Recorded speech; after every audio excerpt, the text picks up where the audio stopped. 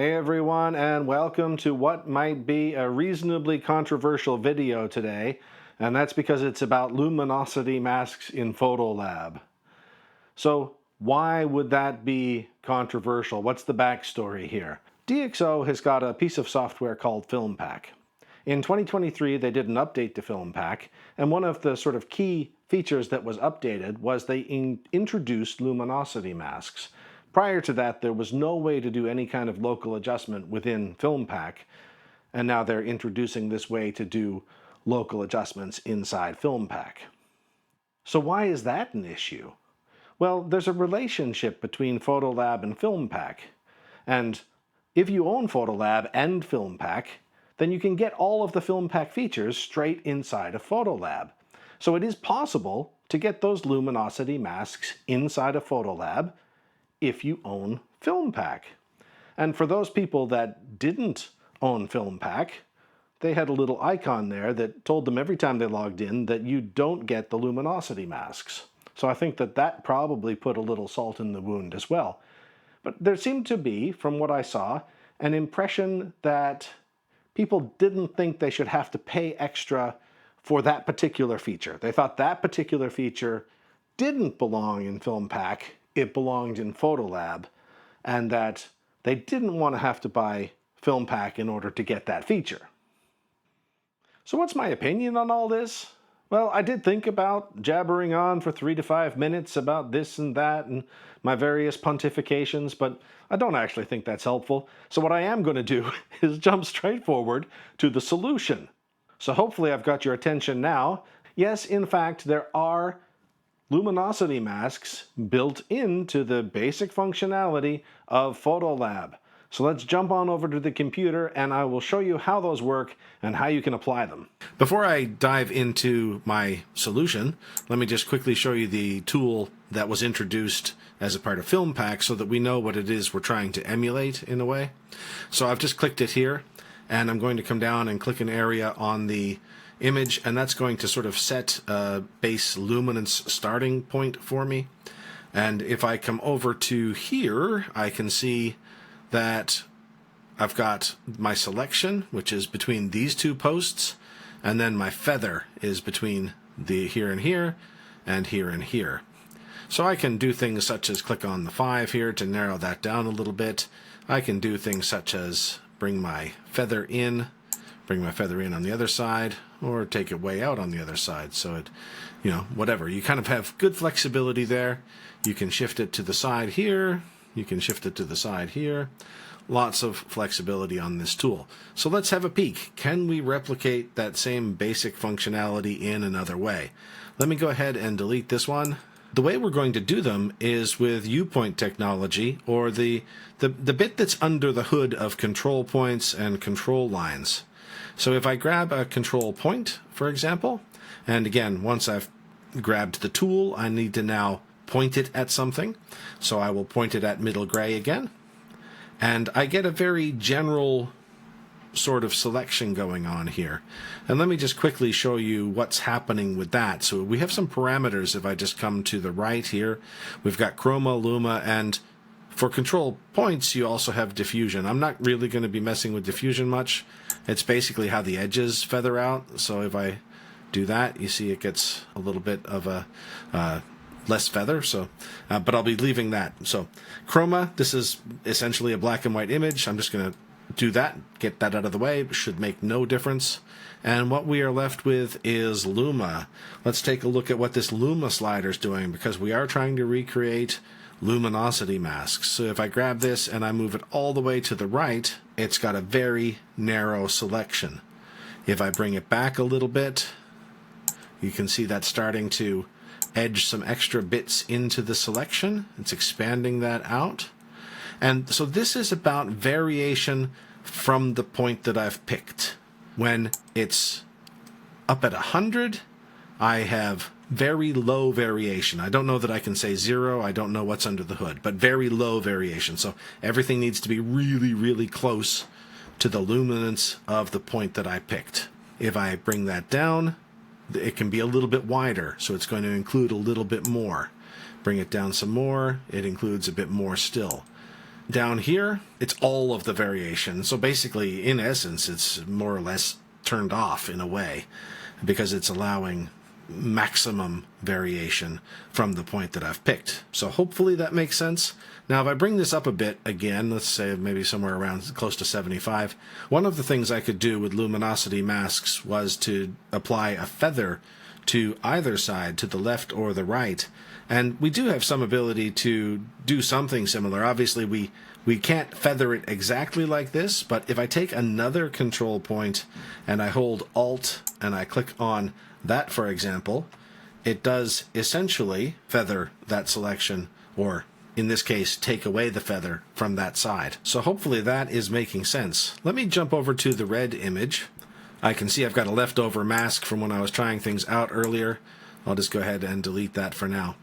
Now on this mask, I'll show you a little something different, and I'm going to show you if you want to, that was a, shall we say that was a localized luminosity mask because it was using a control point, and the control point is not covering the entire image. So what if you want to cover the entire image as you would generally do with an ordinary luminosity mask?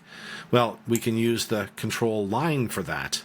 And the control line has a feather, but we have a workaround. So if I take the control line, I'm just going to drag it down like this, and we can see the feather here near the edge. If I grab this bit and bring it right down to the edge, it's actually now selecting or making possible to select all of the image, every little piece of it. So now if I want to select a particular part in here, I can put the little eyedropper on top of the point that I want to set. And now remember, the selection is going to be about variance from that point. And now we do have some color information in this one, as you will with many images that you'll work on. So if we want to do a luminosity mask, then we have to tell it not to worry about the chroma. So to allow maximum variation in the chroma, like that. Just like we could also, if we wanted to, crank that up and get minimum variation in the chroma. So again, I'll just take the chroma all the way down because we want to take the worry of color information out of it. Allow maximum variance in the color information. And now I've got Luma, and again, right now, Luma is sort of middle of the road. But if I pop it all the way up to be minimum variation, so it wants to be as close to that point that I've picked as possible, now we've done it. Now, if I wanted to move that, if I came over here, I could just shift my eyedropper like that to put it on the new point, and then it's got a new reference of what it's trying to select against. Just pop that back there for now. So if you want a luminosity mask using control points or control lines, in essence, what you want to do is just turn, or not exactly turn down the chroma, but turn it to maximum variation. So take the slider all the way to the left, and then essentially it's not going to be paying much attention to color at all. And then you can just put this Luma slider where you like. And we see the same kind of behavior once I've done that, that if I start to reduce that, the selection expands and expands, and I could do exactly the same trick to try to limit it if I wanted to have a feather on one side or not the other. So I can use my other tools to manipulate that, absolutely. So let me show you something in practice. I'll click on this image. Now I've just done a few things to this image. It's lifted up a little bit in terms of exposure. It was shot a bit dark just to make sure that all of these sort of brighter areas were going to be fine, and in fact they were plenty fine. And the other thing that I've done is over here I do have a mask on the individual to raise them up a little bit as well. So going from there, let's take a look at, I want to add more sort of darkness to this shadow, including the bits of the shadow that are going all through here. So let's have a wee experiment. This seems like a perfect luminosity mask thing to do. So let's have an experiment with that. So let me go ahead and I'll do a new mask, and I will grab a control line, will be fine. And I'll pop that up to about there. and I'm going to put this, make sure it's on a shadowy bit. And right now we don't see very much happening with that selection that is sort of in line with what we're after. For good measure, I don't overly need to do it here, but for good measure, I'm going to just turn the chroma down so it's not paying attention. And I'm going to turn the Luma up so that it starts to refine that. And look at what happens. Let me just zoom in on this a little bit. So you can see that it's grabbing all of these little bits of shadow that are mixed in. It's getting them nicely. So I'm just going to back that off a little. I'm just trying to fine-tune that a touch. I don't need to spend too much time on it. But yeah, let's call that good for now. And I'll just zoom back out a little bit. And then let's say, as I mentioned, that maybe I want to down my exposure on that to really emphasize the pool of light, for example. So let me just show you sort of before and after, how I'm very much impacting the shadowy bits. And if you wanted to, which I think I probably would want to, you can always do something like grabbing the AI tool, come over here to people, and it's created a new mask that way.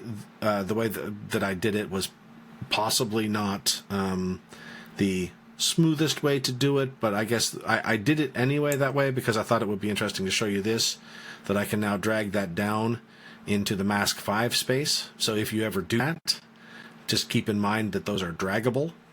And now that I've got that there sitting on top of my control line, I'm going to come down here to invert shape, and it's just removed the human from that bottom mask. So it's not really impacting him.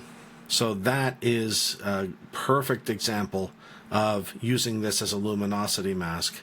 And I thought the same thing, just for one more for giggles.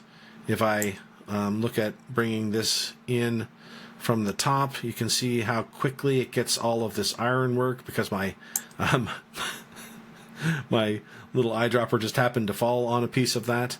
So I can really quickly grab that if maybe I wanted to bring that down a little bit as well, just to help close that in a little bit at the top so that it doesn't feel so open. And so I guess really in a nutshell, that is my take on using control points and control lines as a luminosity mask. Hopefully I have given you a tool, a way, an approach to kind of play around with luminosity masks without needing to purchase Film Pack. Although, honestly, I use Film Pack all the time, and I would recommend it, but, you know, to each their own. If it's not your thing, it's not your thing. With that, I'll say thanks very much for watching, and I will talk again soon.